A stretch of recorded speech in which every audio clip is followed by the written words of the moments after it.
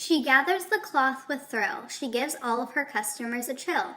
Isabella the clothier had quite some skill. She could mend and work something from nothing to shrills. She worked for one and only one.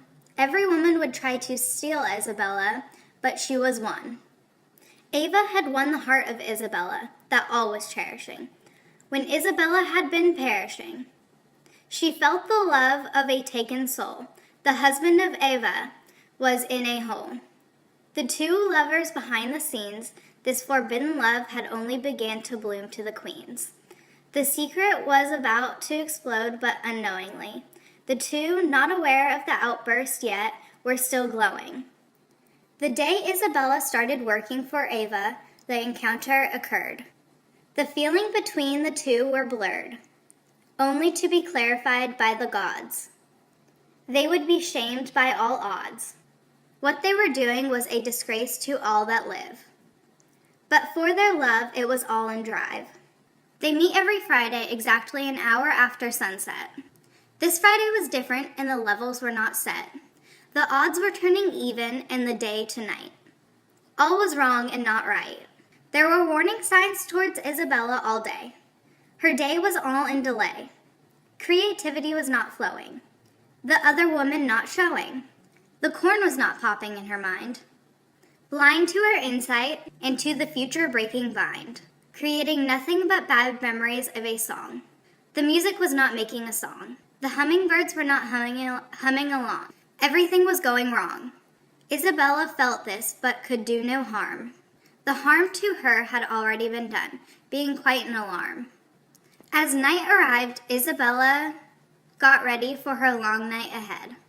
Her lover was waiting to behead. The two came closer and closer, while one in love and the other looking for closure. Arriving on the scene, Isabella was shocked. Why, it was not only her lover, but a crowd standing chalked. Words rushing through her head. Unable to talk, she fled, only to be grabbed as she turned around. She was pushed to the ground, forced at the feet of her mistress, with others around. Everything blurred, she saw her lover chained. Eva was distant, but her present was still indained. The terror was accumulating with the butterflies in her stomach.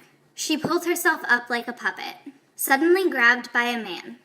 Spun around and chained, forced to face her lover man. She closed her eyes, turning out the cries.